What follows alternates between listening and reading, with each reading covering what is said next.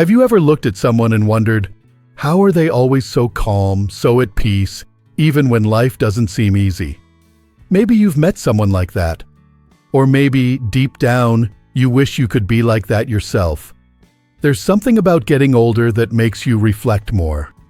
You've been through enough storms to know life doesn't always go the way we hoped. Friends drift away.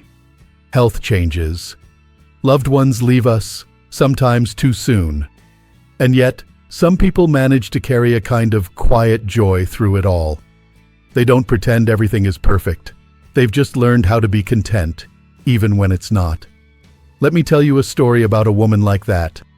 She lived in a small village, in a modest house with an old wooden gate and a garden that always had something in bloom, no matter the season. People from all over the village came to visit her, not because she was rich or famous, but because she always knew what to say.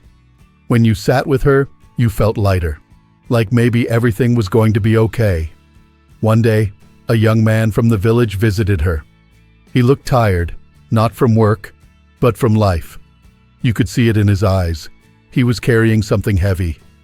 After a moment of silence, he finally asked her, "Why are you always happy? Even when bad things happen, you never seem shaken. Don't you ever feel sad?" The old woman smiled, not with her lips, but with her whole face, and said softly, "Oh, my dear, of course I feel sad sometimes. Life has its hard days, just like the weather has its storms. But I learned something long ago. Happiness isn't about the sun always shining. It's about knowing where to find light, even on a cloudy day." That answer confused the young man. "But how do you do that?" he asked. "When everything falls apart, when people hurt you or life disappoints you, how can you still be happy?" And then, in the gentlest voice, she told him her story. "When I was younger," she said, "I had a family, a good husband, 2 beautiful children. We weren't rich, but we had each other, and we laughed often. Then one day, my husband got sick. We tried everything we could, but we didn't have enough money for the medicine he needed. He passed away in my arms." The young man stayed quiet. His eyes widened. The old woman kept going, her voice steady, like someone who had long made peace with the pain. "I cried every day for months. I couldn't imagine life without him. I didn't know how to smile anymore. And for a while I thought that was it, that my life was just going to be a long road of sorrow. But one morning I looked at my children. Their eyes were tired, just like mine. And I realized they still needed me. And I needed to find a way to live again." She paused for a moment, as if revisiting that memory. "So I did something simple. Every morning, I made a promise to myself. I said, 'Today is a new day. I will look for one thing, just one, that brings me joy.' Sometimes it was the way the sunlight fell through the kitchen window. Sometimes it was the sound of my daughter laughing. Sometimes it was just the smell of tea leaves and hot water." The young man listened, not just with his ears, but with something deeper. The kind of listening we only do when we realize we're hearing something that might change us. The old woman leaned forward slightly and said, "You see, my dear, life is never perfect. It never was, and it never will be. But we get to choose where we place our focus. Do we hold on to what we lost, or do we hold on to what we still have? It's not always easy, but it's always possible." The young man looked down, thinking about his own life. He thought about the things he'd lost, the pain he'd carried, the days he'd woken up dreading everything. And suddenly, he understood. She wasn't happy because life had been kind to her. She was happy because she had learned to be kind to herself. That's the first secret, really. Happiness is not something that happens to you. It's something you practice, like a gentle habit. You don't need grand reasons. Sometimes it starts with noticing a flower blooming beside the road, or feeling the breeze on your skin, or remembering a good moment from long ago. It's easy, as we get older, to feel like the best parts of life are behind us. But what if the best parts are just quieter now? Not in the big events, but in the soft moments that others might overlook. A phone call from someone you love. a warm blanket on a cool morning, the way your hands know exactly how to make your favorite dish, even if your memory forgets little things. Happiness, the old woman would say, is not about chasing joy. It's about noticing it. Life will always have its losses, but it also gives us small gifts every single day. And when you train your heart to look for those gifts, you begin to feel different. Not always ecstatic, not always laughing, but steady, content, at peace. So let me ask you this. What brought you a little joy today? Was it something you saw or heard, or maybe just a feeling? You don't have to write it down. Just remember it. Let it sit with you for a while. Because just like the wise old woman in the story, you don't need a perfect life to feel happiness. You just need a quiet heart, a little patience, and the courage to look for light, even when it seems far away. The young man returned home that day with more than just words in his pocket. He carried something softer, quieter. It wasn't quite joy. Not yet. But it was a sense that maybe joy wasn't as far away as he thought. He didn't tell anyone about the visit at first. It felt personal, like a seed that needed time to take root before being shared. The next morning, he tried what the old woman had done. He opened his eyes and said to himself, "Today, I will find something good." It felt silly at first. He was used to waking up with a sigh, used to going straight into worries about work, about money, about the things he hadn't done right. But now, he paused, and he looked out the window. There wasn't anything dramatic waiting outside. No rainbow. No miracle. Just the usual street, the usual trees, the neighbor sweeping the yard. But then he noticed it. The way the light hit the leaves, casting soft golden shadows on the ground. It wasn't much, but it was something. And for the first time in a long while, he smiled without forcing it. Days went by. Some were easier than others. He still got frustrated. Still had moments when he slipped back into old patterns of worry. But now, something had changed. He was watching for joy, not demanding it, just watching. And that alone made his days feel less heavy. One afternoon, as he sat by the village fountain, he saw the old woman again. She was feeding breadcrumbs to a pair of sparrows, her face calm, her eyes following their tiny fluttering wings like someone watching a dance. He sat beside her and asked, "What if you do all this? Look for the good things, think positive, and bad things still happen. What if they keep happening?" She nodded, like she'd been waiting for that question. "That's the second secret," she said. "You don't do it to stop bad things from coming. You do it so that when they do come, you're stronger inside." She let the last of the crumbs fall from her palm and looked at him. Pain doesn't always ask for permission. It shows up at your door whether you're ready or not. But if you've been feeding your heart with little joys, little bits of gratitude, then when sorrow knocks, you're not completely empty. You have something to hold on to. He didn't say anything right away, but he understood. It was like building a house before the storm came. Not to avoid the rain, but so you'd have shelter when it did. The old woman smiled again, then added, "And you know what else helps? Remembering that everything passes.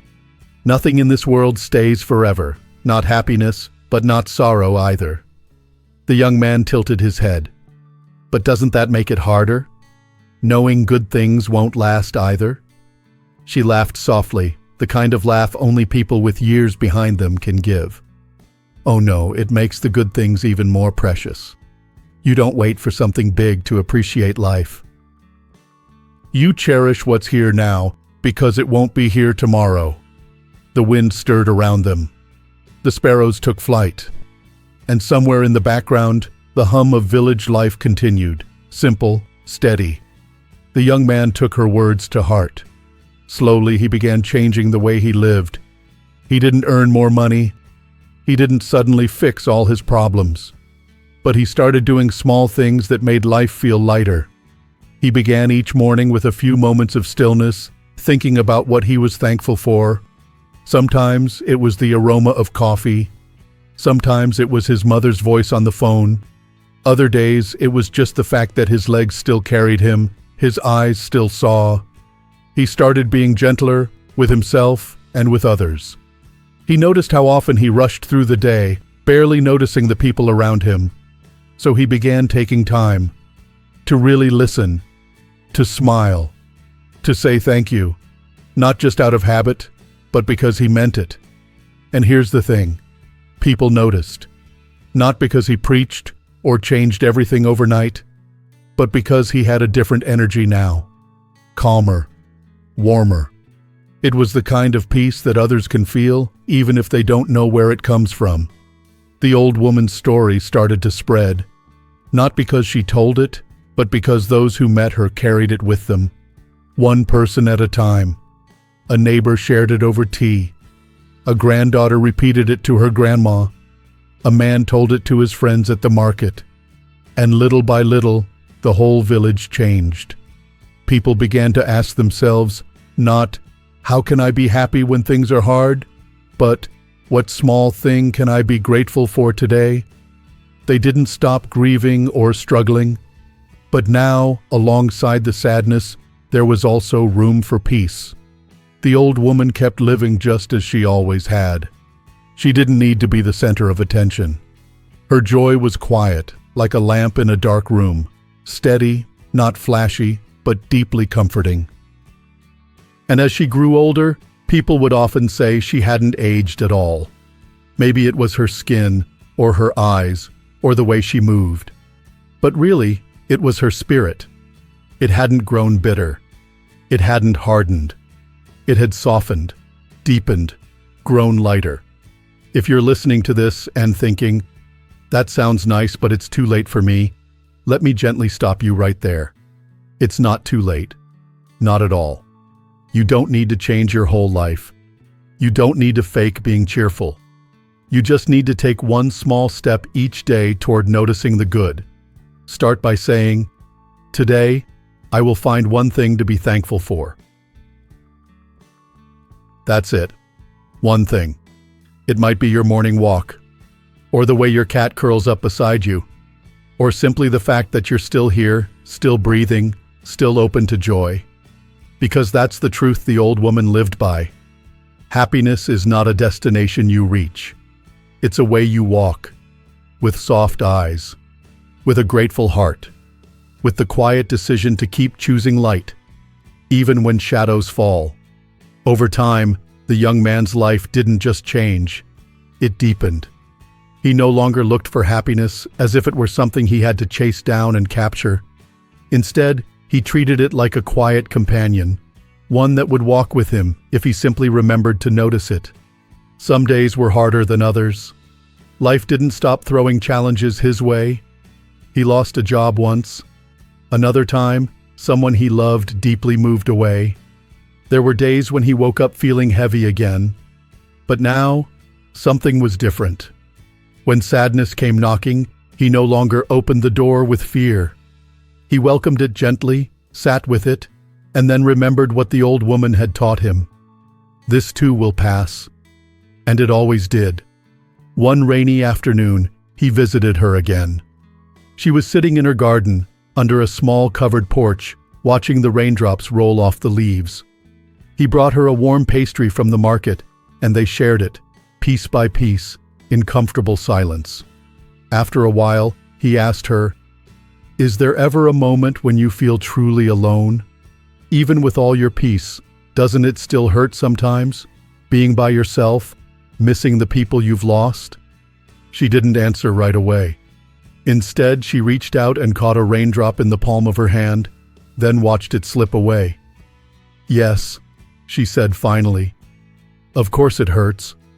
There are days I miss my husband so much, I ache. I still talk to him sometimes when no one's around. I miss the days when the house was full of noise and footsteps and laughter. But I've learned that being alone is not the same as being lonely. I'm alone, but I am full." He looked at her, not sure what she meant. "I've filled my life with meaning," she continued. "With little things that matter to me. My plants, my books, my memories, my morning tea, and people like you who come and sit with me and talk. Those are the things that fill the space. Loneliness isn't just about not having others. It's about not having anything inside you. But if your heart is full, the silence becomes peaceful instead of painful. He thought about that for a long time. Maybe we spend too much time fearing the quiet, trying to fill every moment with noise, with activity, with distractions. But the old woman had learned to embrace the stillness, and in doing so, found something most people spend a lifetime searching for: peace. As the years passed, the young man became a man others came to for advice. He had no title, no fancy job, but people trusted him. And when they asked how he stayed calm through hard times, he'd smile and say, "I once knew a woman who taught me how to look for light when life felt dark." That's where it all began. Her story didn't end with her. It lived on in everyone she touched. She never wrote a book, never gave a speech, but her wisdom traveled farther than she ever did, all because she chose to live in a way that inspired others. And that's something you can do too. If you're listening to this and thinking, "But I've been through so much. I've lost too many people, made too many mistakes," let me gently remind you, so had she. Her joy wasn't built on a perfect past. It was built on a decision, the decision to be kind to herself, to others, and to life itself. You can make that same choice today. You don't need to fix everything. You don't need to pretend you're never sad. All you need is the willingness to look around and say, "What small thing can I be thankful for right now?" Maybe it's the sound of rain tapping on your window, or a bird singing outside, or the memory of someone who once made you laugh until your stomach hurt. Maybe it's just knowing that even now, in this moment, you are alive. And that alone is a gift. There's no magic formula to happiness, no shortcut. Just a daily practice of noticing, of appreciating, of choosing again and again not to let bitterness take root. The old woman used to say, "When your heart is soft, life cannot harden you." Not truly. And that's the third and perhaps most beautiful secret she left behind. You see, we grow old not just in our bodies, but in our spirits. And while we can't stop time from changing our faces, we can keep our hearts from turning cold. We can stay warm, open, generous. We can choose to be like that old woman who didn't just live quietly, but lived meaningfully. And if even one person remembers you, not for your wealth or your accomplishments, but for how they felt when they were with you, that's a life well lived. So maybe today is the day you begin, or begin again. Look out the window. Take a deep breath. Notice something small that brings you joy. Hold it. Thank it. Let it fill you. And tomorrow, do the same. Because you are never too old to choose joy. Never too late to soften. Never too far gone to come back to yourself. Sometime later, the old woman's health began to fade. Her steps slowed, her voice grew softer, and she spent more time resting in her little garden under the shade of her favorite tree. The village noticed, as gentle as the wind notices the fading of the sun at dusk. One by one, people came to visit. Some brought flowers, others brought memories, but most brought gratitude because her life had quietly become a kind of lighthouse, one that had helped them through their own dark nights. She never asked for anything in return. She didn't need to. The joy she carried came not from what others gave her, but from how she chose to see the world. Even as her body grew weaker, her spirit stayed light. Her laughter was still there, soft and knowing. Her eyes still sparkled when a child ran past, or when the breeze carried the scent of jasmine through her garden. One morning, as the sky turned a soft shade of gold, she whispered to the young man, now not so young, who sat beside her, "Do you know the last secret?" He leaned in, gently holding her hand. "Tell me," he said. She looked at him with kindness that had no edges. "The last secret is this. Your happiness helps others find their own." He held her gaze, not needing more words. That one sentence was enough. Because that's what her life had been. A quiet reminder that even in a world that can be harsh, you can choose softness. Even in loss, you can still love. Even in pain, you can still grow. And even when life gives you very little, you can make it mean so much. When she passed, the village didn't fall silent in mourning. It blossomed in remembrance. Her garden was tended by neighbors who had once come to her in tears. Her chair remained under the tree, not as a shrine, but as a symbol of peace, of wisdom, of a life well lived. Children played near it. Elders sat beside it. And people kept telling her stories, as if she'd simply stepped into the next room. And the young man, older now, with silver in his hair and stillness in his heart, began sitting with others, just like she once did. He listened. He encouraged. He reminded people to look for small joys, to start their days with hope, to welcome sorrow when it comes, but never let it unpack and stay. That's how the secret to happiness lives on. Not in big declarations or grand advice, but in how you carry yourself through each day, in the way you treat your own heart, in the way you greet the morning, in the way you offer kindness, not because life is perfect, but because you've learned that peace is something you grow, not something you wait for. So, my dear friend, maybe you're sitting there right now wondering where your happiness has gone. Maybe the days have felt long, the losses too many, the smiles harder to come by. And if that's you, please know, this moment is not the end of your story. Not even close. You can begin again. Today. Right now. Not with a huge change, just a small one. Just enough to say, I will look for one good thing. That's where it starts. And then one day someone else will look at you and wonder, how are you always so calm, so peaceful? And maybe you'll smile and say, let me tell you a little story. Because happiness isn't just something we find. It's something we pass on, like the warmth of a hand, like the light of a candle. It spreads without ever running out. So if you do one thing today, let it be this. Choose softness. Choose wonder. Choose to believe that even now, especially now, joy is still possible. Thank you for being here, for listening, for having the courage to keep going and to keep your heart open. If this story touched you, share it with someone you love. You never know who might need to hear it today. And if you haven't already, take a moment to like this video, subscribe to the channel, and leave a comment below. What's one small thing that brought you joy today? I'd love to hear it. Until next time, stay kind, stay soft, and remember, you carry the light just like she did. Here's to living your best life at any age.